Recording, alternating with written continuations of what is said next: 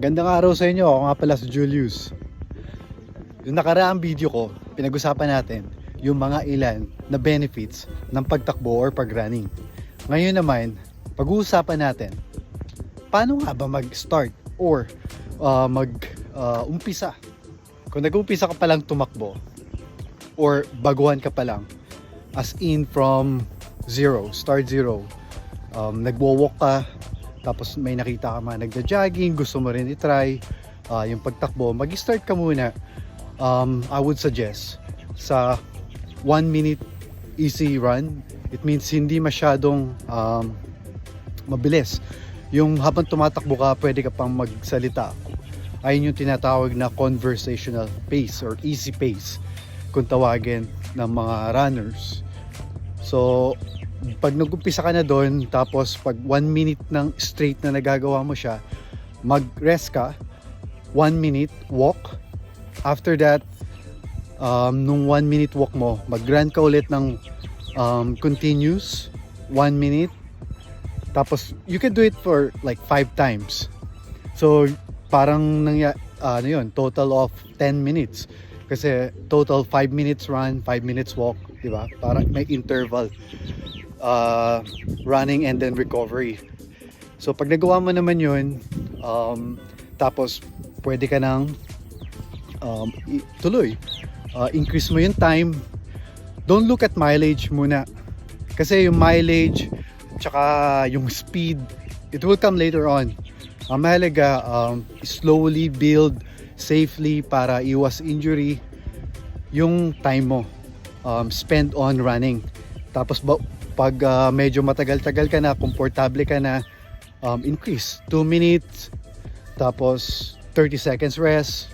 Madaming variety, depende na lang sa'yo kung paano ka mag-start ng running. Basta mahalaga, start slow, be patient, 'di ba? Stay committed, 'di ba? Ayan yung mga keys or ingredients na kailangan para ma-enjoy mo yung running. Hindi yung parang sinabi mo na sa umpisa ang hirap tumakbo. Talagang pag umpisa ka talaga, pag binilisan mo, talagang mahirap, aayaw ka agad. Kaya ang daming ayun yung mga nakakausap kong iba na minsan nagtatanong sila, ano bang paano ko, ba't ka nag-enjoy sa running? Mga tanong sa akin. Sabi ko, well, ayun yung in-explain ko sa kanila.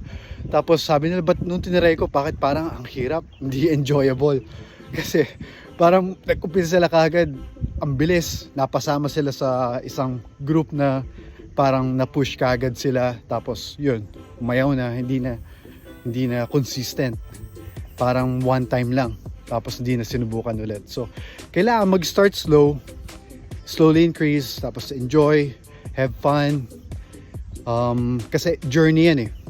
Hindi naman ang pagtakbo, well, depende kung sprinter ka, it's a sprint, di ba? Pero pag yung gusto mo talaga yung i-add mo siya sa lifestyle mo, tapos makita mo yung benefits in long term, well, start slow and build up. Yan. Ngayon naman, sa tingin mo, okay, may idea ka na paano yung start. Ngayon yung gears naman, pwede na ba yung kahit anong shoes? Well, pwede na rin yung may mga running shoes na good for stability, good for yung comfort, lalo na yung cushion. So you really have to go to the store, find the right fit for you. You have to try, kasi ang shoes, hindi yan built the same. Difference yan. May kanya-kanya silang purpose. So pag nag-umpisa ka pa lang, hindi mo kagad kailangan yung mga super shoes, na racing shoes. Basta ang kailangan mo lang muna is yung, depende kung ano yung need mo, kung saan ka komportable. Pwede kang magtanong dun sa specialist, dun sa store, lalo na sa running, kung ano yung recommendation nila para sa'yo. Kasi iba-iba yan eh. Kunyari sa akin, flat-footed ako, so parang yung arc support, kailangan ko yan, stability, kasi minsan nag-overpronate yung feet ko, yung inward, diba? Yung iba naman may underpronate, yung iba neutral.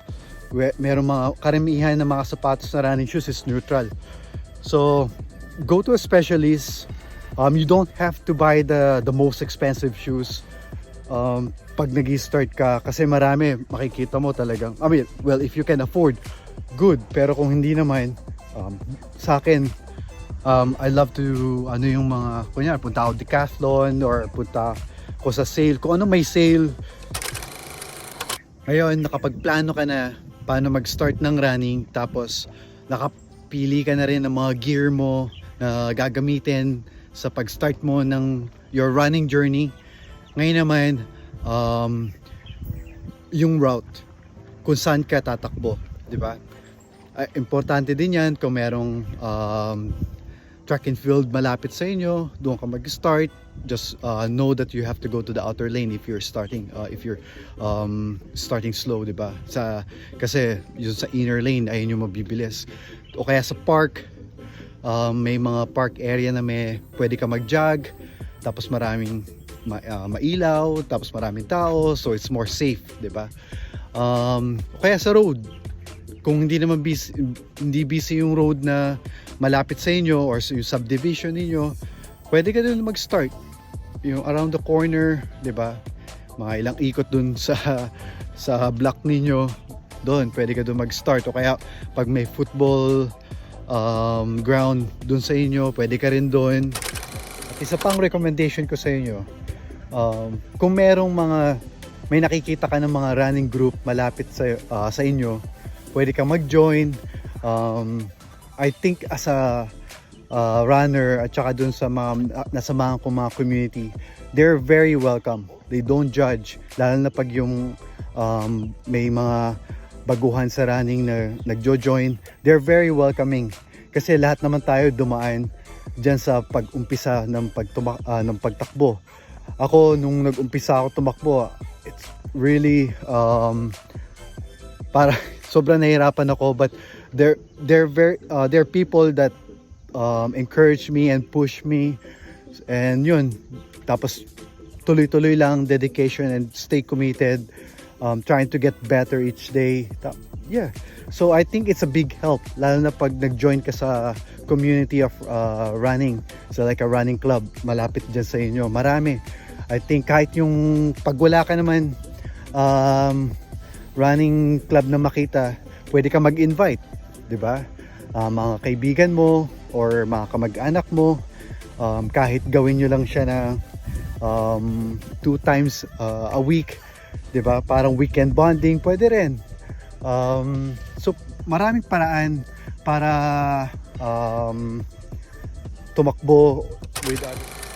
At isa pa, pag tumatakbo ka na, you will going to lose a lot of water, so you have to carry water bottle to replenish yung mga water na nawala sa katawan mo. Tapos kung meron ka naman electrolyte drinks katulad ng Gatorade or Pocari Sweat, pwede mo rin dalhin.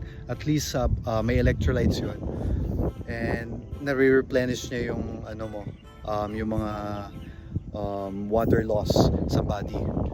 Yan. Take a sip. Huwag kailangan i-chug. Make sure that you take a sip lang, tapos have time to recover, tapos you continue again with your run. At huwag kakalimutan mag-warm up bago mag-start ng inyong mga running.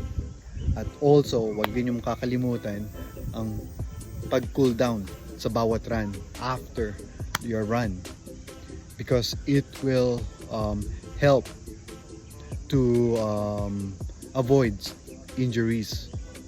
Okay? Alright, sana nagustuhan nyo po yung mga running tips ko for running intro for beginners para mag-start ng running journey nyo. Kung meron po kayong mga katanungan, just comment below and I will be very happy to answer it. Alright? See you again next time!